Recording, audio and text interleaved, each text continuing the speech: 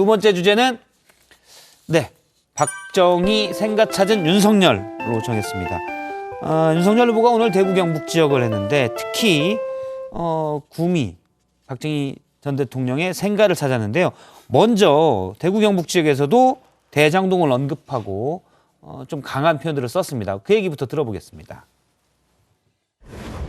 우리 상주 시민 여러분과 경북인께서 저 윤석열을 불러내서 이 부패하고 무능하고 무도한 민주당 정권을 박살내라고 불러주고 키워주신 거 아닙니까, 여러분?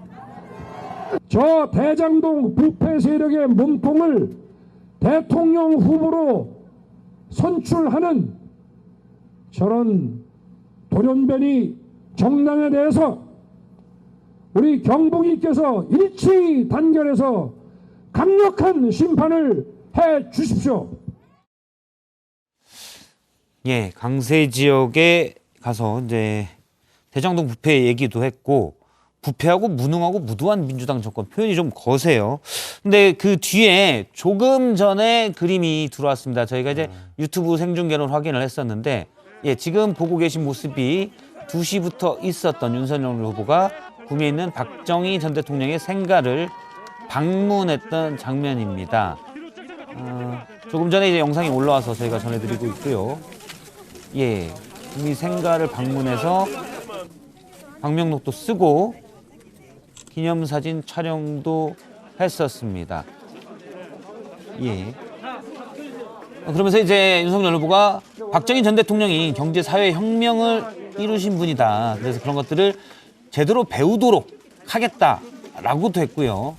이명박 씨가 했던 4대강에 대해서도 상주에서는 이 보를 지켜서 4대강을 지키겠다라고도 했습니다. 눈에 띄는 장면은 지금 이제 저희가 약 1시간 전에 있었던 윤석열 후보의 박정희 전 대통령 생가 방문 모습을 보고 있고요. 그런데 잠깐 지난해 있었던 지난해 박정희 전 대통령의 생가를 방문했을 때 모습을 이건 이제 지난해 모습입니다. 물벼락 맞는 거 말이죠? 물벼락 만든 거예요.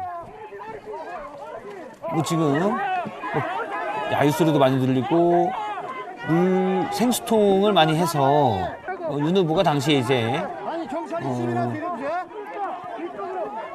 윤석열 후보가 좀 곤경에 처하기도 했었습니다. 당시는 이제 윤석열 후보가 검찰 중앙지검장일 때 이명박 전 대통령 구속, 그리고 박근혜 씨 구속 이런 부분들이 이제 작용이 됐었죠. 그래서 사과하라고 했었는데 오늘도 현장에 있던 취재기자 얘기를 들어보면 사과하라는 목소리도 일부 있었지만 또 지지하는 목소리가 있었다 이렇게 됐는데 이건 이쪽 민심을 어떻게 봐야 될까요? 제가요? 예. 저는 그 대구 경북에서 결국은 우리가 여론조사해 보면은 정권을 교체해야 된다는 여론이 훨씬 계속 50% 이상으로 계속 나오고 있지 않습니까? 그러니까 그 중간에서는 여러 가지 우여곡절이 있었지만 결국은 대구 경북도 정권 교체를 위해서 그 기수로서 윤석열 후보를 내세울 수밖에 없다라는 것들을 받아들이고 있는 게 아닐까. 물론 그 중간에 서운한 부분이 왜 없겠어요. 여러 가지 있겠지만 과거와 달라진 점은 그때 이렇게 물벼락 세례를 주고 했었는데 지금 이제 완전히 달라진 걸 보면 대개 다른 때에 비해서는 다른 후보들에 비해서는 대구 경북에서 윤석열 후보가 다른 대선 후보보다는 지금 낮은 게 사실이에요. 그건 이제 이재명 후보가 광주 호남에서 좀 낮은 것과 마찬가지인데 막판에 가면은 결집을 할 거다. 결집을 할 수밖에 근데 없다. 좀 이제 박근혜 전직 대통령 박근혜 전 대통령 지지자들의 생각은 좀 다르다라고 계속 얘기하는 분이 있어서 우리 공화당의 조원진 의원 최근 인터뷰 저희 제작진이 좀 연결을 잠깐 전화로 해서 제가 사전에 말씀을 드렸는데 연결을 해서 조금 있다가 연결을 해보죠. 제작진은 연결이 되면 미리 말씀을 좀 해드리고요. 잠시 뒤에 연결을 해서 좀 들어보고요. 전재수 의원님은 어떻게 보십니까? 이제 그 대중들 앞에서 특히 지지자들 앞에서 후보가 연설을 하게 될 경우에는 이게 그 기분이 좀 업됩니다. 그렇기 때문에 조금 이제 격한 표현이 나올 수도 있고 저도 이제 선거를 여러 차례 치러봤기 때문에 그것은 압니다. 그런데 이게 연일 법정선거운동이 시작되고 난 뒤에 연일 어제까지 윤석열 후보가 한 300분 정도 연설을 하셨더라고요. 300분 내내 그 입에서 나오는 이 발언들이 거의 막말 폭주하는 것 같아요. 좀 굉장히 우려스럽다. 이것을 지켜보는 국민들은 굉장히 불안하다. 예를 들면 뭐 히틀러가 나옵니다. 무솔리니도 나오고 공산주의자도 나오고 또 민주당 박살 이야기도 나오고 또 암 이야기도 나오고 뭐 이게 이제 한두 번은 그럴 수 있어도 이게 시종일관 지금 메시지가 그렇습니다.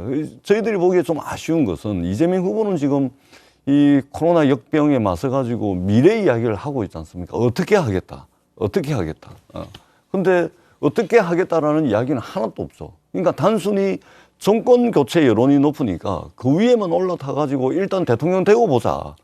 그리고 그러면서 좀 오만한 모습도 보여지고 예. 있다. 이런 이제 좀 보기에 좀 불편하다. 이 말씀을 알겠습니다. 앞서 이제 구미 생가를 윤석열 후보가 방문했을 때의 모습, 지난해와는 약간 다른 모습인데 어떻게 보는지 제작진에게 제가 조원진 우리 공화당 후보 연결을 좀 부탁을 했는데요. 연결이 지금 됐다고 합니다. 잠깐 조원진 후보랑 전화 통화를 통해서 좀 얘기를 들어보도록 하겠습니다.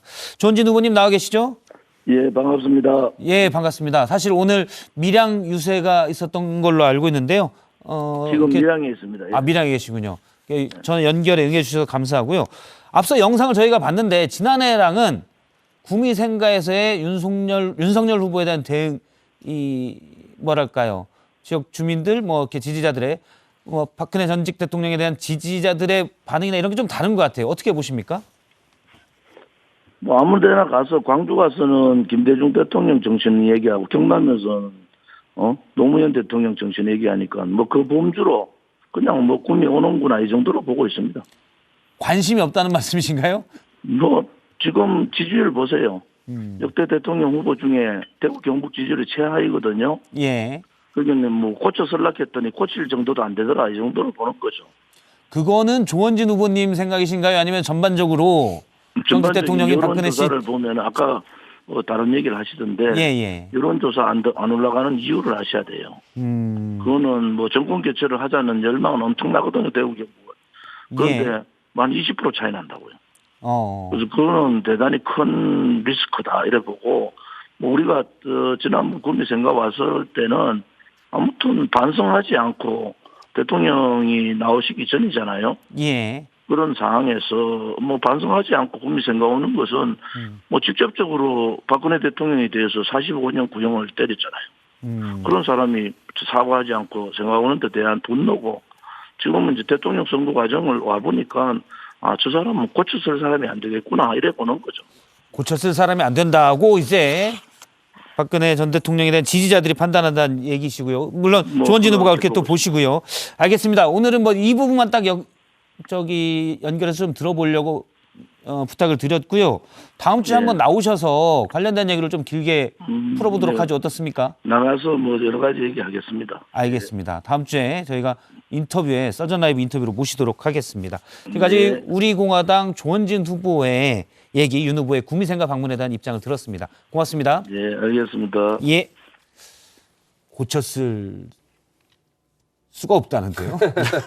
대구 경북 유권자들의 생각은? 본인의 생각이신 거죠. 네. 정치인이시잖아요. 예. 그리고 또 어떻게 보면 옛날에 뭐 태극기 부대 이런 얘기도 있었지만 그런 특정의 어떤 뭐 나름대로 굉장히 그 박근혜 전 대통령의 사법 처리에 대해서 분개하시는 분들을 대변하셨었으니까 그런 입장에서 말씀하시는 거라고 보고요. 정치라는 건 그런데 언제든지 보면 이제 그 과거에 사로잡혀 있으면 미래로 나갈 수가 없다라고 생각을 해요. 아까 5.18에 대해서도 뭐 말씀을 좀 드린 바가 있지만. 예. 그래서 아마 서운하고 답답하고 그런 부분들 있으실 거라고 생각을 해요. 그렇지만 새로운 어떤 정부가 들어서는 데서 정권 교체가 가장 중요한 시대적 정신이고 화두라고 한다면 거기에 동참하는 것이 맞지 않을까 이런 생각이 듭니다. 지금 저희가 지상파 3사가 했던 윤석열 여론조사에 대한 윤석열 후보의 대구 경북 지역 지지율 59.7%였는데요. 역대 대선에서 대선 후보들의 달성했던 지지율과 비교를 하고 있습니다. 역시 지난 대선에서 홍준표 후보는 자유한국당 제1야당 후보였지만 당시 유승민 후보도 출마했었고요. 안철수 후보도 출마했기 때문에 지지율이 분산되는 득표가 분산됐었습니다. 상대적으로는 그 전과 비교하면 좀 낮은 모습을 확인할 수가 있었습니다. 예. 제가 볼 때는 이번에는 아마 이재명 후보가 경북 안동이 이제 고향이고 예. 대구 경북 출신이죠. 그것도 있고 그러니까 그런 게 있습니다. 부산에서 이제 민주당 간판으로 정치를 쭉 해왔던 제 입장에서 보면 그 지역 주민들이 어떤 걸 보고 있냐면 야, 저 사람은 떨어지고 또 출마하고 떨어지고 또 출마하고 떨어지고 또 출마하고 그러니까 그런 어떤 떨어질 줄 뻔히 알면서도 계속해서 도전하는 그 마음 때문에 이제 유권자들이 마음이 흔들리거든요. 부산도 그랬고 지금 대구 경북도 우리 민주당 후보들이 기본적으로 2번, 3번 떨어진 사람이 기본입니다. 그러기 때문에 아, 저 사람들이 민주당 사람들이 이게 영남에서 상당히 좀 희생하고 그래도 하는구나. 이런 것은 이제 영남의 이 시민들이 인정을 해주는 부분이거든요. 예. 이것 플러스 이재명 후보가 이제 대구 경북 출신이기 때문에 상당히 좀 역대 민주당 후보들이 받았던 표보다는 새로운 기록을 쓸 수 있는 그런 투표를 좀 할 수 있을 거다. 그리고 일부 여론조사 보니까 그런 기미들이 좀 보입니다. 그렇기 예. 때문에 조금 더 더 열심히 하면 대구 경북에서도 상당히 좀 많은 표를 받을 수 안동 있을 것 같다. 출신의 민주당 후보기 때문에 역시 그 부분도 기대가 있다라는 말씀이시고요. 저는 그 나쁘지 네. 않다고 봅니다. 예. 왜냐하면 어쨌든 이게 너무 한 지역이 특정 후보에게 거의 뭐 속된 말로 몰빵하다시피 하는 것은 정치를 위해서도 옳지 않고요. 그래서 그 예를 들면 이재명 후보도 그 대구 경북에서 뭐 열심히 하셔서 표를 얻어가고 그리고 윤석열 후보도 광주 전남에서 열심히 해서 표를 얻어가서 과거처럼 뭐 80% 한 지역에서 한 후보에게 80%씩 지지하는 그런 것을 예. 좀 벗어났으면 좋겠다. 일단 뭐 그런 생각을 합니다. 진영 갈등 이런 얘기도 있는데 지역 갈등은 이제 좀 벗어나야죠. 네, 세대 갈등도 벗어나야 되고 알겠습니다. 앞서 이제 윤 후보의 좀 거친 표현들을 문제 삼았는데 좀 얘기가 나와서 저희가 좀 준비를 했습니다. 어제 얘기인데요. 히틀러 무솔리니 얘기가 나왔습니다. 청이 발끈했다 이런 기사도 봤었는데 어제 발언 잠깐 들어보겠습니다. 뭐에 유능하다는 것입니까 도대체? 에? 불법에 유능한 겁니까? 부정부패를 일소하겠다고 하니까 자기들에 대한 정치 보복을 한다고 합디다. 정치 보복을 누가 제일 잘했습니까? 이 히틀러나 무솔리니 같은 이 파시스트들 아시죠? 남은 짓지도 않은 죄 만들어서 선동하고 이게 원래 파시스트들 그하고 또 비슷한 공산주의자들 이런 사람들이 하는 수법입니다. 이게 단호하게 심판을 해야 민주당도 발전합니다. 이거 그냥 놔두면은 이 당이 아주 암에 걸려서 더 헤어나올 수가 없습니다. 예, 선동하고 뭐 히틀러나 무솔리니 같은 파시스트를 아시죠? 이게 원래 파시스트들 뭐 선동하고 이런 것들 공산주의자들 이런 사람들이 하는 수법입니다. 좀 표현이 격하긴 해요. 원고 프롬프터는 없죠. 예. 원고도 없고. 원고 없고 프롬프트가 없으니까 저런 거죠. 예. 원고도 없고 아마 원고가 있고 프롬프트가 있고 준비된 원고가 있었으면 저렇게 이야기를 안 하죠. 왜냐하면 우리가 이게 히틀러라든지 무솔리니 이 전체주의자들 이 사람들 사실은 이제 인류를 절멸 상태로 내몰았던 말하자면 전쟁 광들 아니었습니까? 예. 인류가 이게 잉태했던 이게 말하자면 괴물 중에 역대 최강입니다. 2차 세계대전의 원흉. 예, 그렇습니다. 근데 어떻게 이게 문재인 정부와 민주당을 이게 나치, 무솔리니, 히틀러 이렇게 그러니까 원고가 있었으면 이렇지 않았겠죠. 그러니까 저 정도의 평상시 생각을 가지고 있는 겁니다. 원고 없이 이야기하면 평상시에 가지고 있는 생각을 이야기하게 돼 있는데 예. 저 정도 인식을 가지고 과연 지금 위기에 처한 이 대한민국을 이끌 수 있을 것인가 굉장한 우려가 듭니다. 저는 뭐 좀 격한 발언이라는 것은 뭐 분명한 것 같고요. 그렇게까지 표현을 안 했으면 더 좋았겠다라는 생각을 합니다. 근데 주장은 본인이 이제 부정부패를 일소하겠다고 하니까 그것이 뭐 정치 보복이다 이런 식으로 계속 나를 몰아간다 이런 식으로 실질적으로 내가 주장하는 것과 다른 식으로 나를 몰아가는 이런 행위들은 과거에 히틀러, 무솔리니 같은 파시스트들이 계속 한 게 아니냐 이렇게 주장을 한 거죠. 비유적으로 하다 보니까 비유적으로.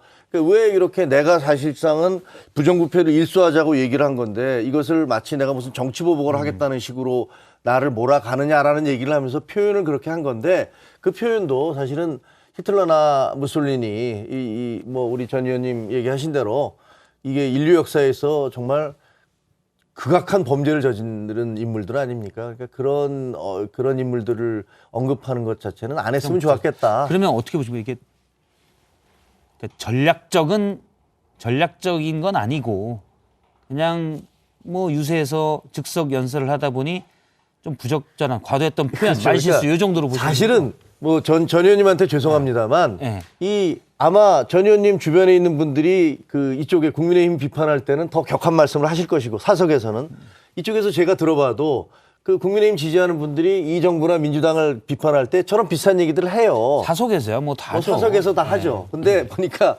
역시 이제 오래 정치를 하신 분이 아니기 때문에 그리고 훈련 받거나 그런 것들이 있어서 저런 자리에서 말씀을 할 때 보면 이제 어떻게 사석에서는 나올 수 있는 얘기들 같은데 그런 얘기들을 비유적으로 했다고 생각해요. 근데 예.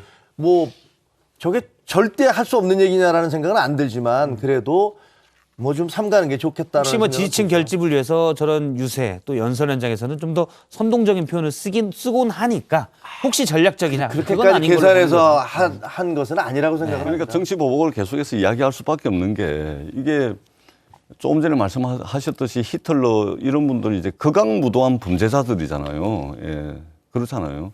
그러니까 이게 그 나치를 사실, 지금도 처벌하고 있죠.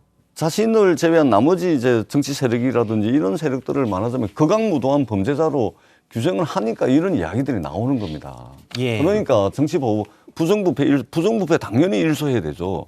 근데 그것을 넘어서 가지고 그동안 검찰의 흑역사 봐왔지 않습니까? 우리 국민들이 유전무죄, 무전유죄, 우리 국민들이 검찰 하면은 유전무죄, 무전유죄 이야기 하지 않습니까? 이게 그냥 만들어진 이야기 아닙니다. 검찰의 흑역사가 있기 때문에 그런 것인데 이게 모욕주기 수사라든지 짜맞추기 수사라든지 먼지털이 수사라든지 하는 것들을 국민들이 봐왔기 때문에 그리고 검사 출신이 이런 예. 이야기를 계속 하기 때문에 상당히 이제 미래가 좀 암울해 보인다 이 말씀을 드리는 것이죠. 알겠습니다. 약간의 한마디만 하면 이게 어쨌든 이 정부에서도 갈라치기를 많이 하셔서 사실은 분열의 정치에 대한 비판이 그동안 많이 있었다. 문재인 정부에서 왜 통합을 안 하시고 그 취임사에서 말씀하신 대로 이렇게 통합의 정치를 안 예. 해주시고 이렇게 분열의 정치를 하시느냐라는 지적이 많았다는 사실만 제가 반론으로 말씀을 드립니다. 그래서 이재명 후보가 국민통합 경제대통령 위기 예. 극복 총사령관이 되겠다라고 이제 국민들께 말씀을 드리고 있는 것이죠. 국민들이 선택하시겠죠. 예. 이거 하나 같이 보도록 하겠습니다. 김건희 씨가 최근에 서울에 있는 봉은사를 찾아서 주지 스님을 만난 게 알려졌습니다. 지금 사진이 이게 이제 윤석열 후보 출입기자들 단톡방에 그 후보 측에서 제공한 사진입니다. 만난 사진이 있고요. 이건 독자가 제공한 사진이고요. 그리고 독자가 제공한 사진이고요. 그리고 또 하나의 사진이 있는데, 예, 이거는 이제 14일이죠. 극동방송의 이사장인 김정환 목사를 만났을 때 김건희 씨의 모습입니다. 일단 뭐 종교적으로 보면 나름 목사, 그러니까 기독교 그리고 불교에 좀 고명하신 분들을 만나는 모습들이 어쨌든 의도적인 공개가 되고 있어요. 이건 뭐 어떻게 보시는지요? 일단은 뭐 저 말씀드리기 전에 저는 우리 국민들이 정말로 이게 고난과 역경을 지금 당하고 있는데 그 과정에서도 이게 마스크를 다 쓰잖아요. 예. 정말 걸어 다닐 때도 마스크 쓰고 어떤 경우에는 뭐 사무실에서도 마스크 쓰고 다 하는데 윤석열 후보가 그동안 어제까지 300분 연설을 하면서 마스크를 단 한 번도 안 씁니다. 그다음에 그 부인 되시는 김건희 씨도 종교 지도자분들을 이제 찾아뵙고 인사를 드리는데 마스크를 안 써요. 그러니까 합장할 때 저게 이제 외부인데 이 마스크 그러니까 뭐 더 말씀드리기 전에 가장 기본적인 기본 대한민국 국민이 전부 다 하고 있는 방역 지침 이것조차도 지키지 않는다. 부부가 쌍으로 제발 좀 마스크는 좀 써주셨으면 좋겠다 이 말씀을 드리겠습니다. 그게 다신가요? 예.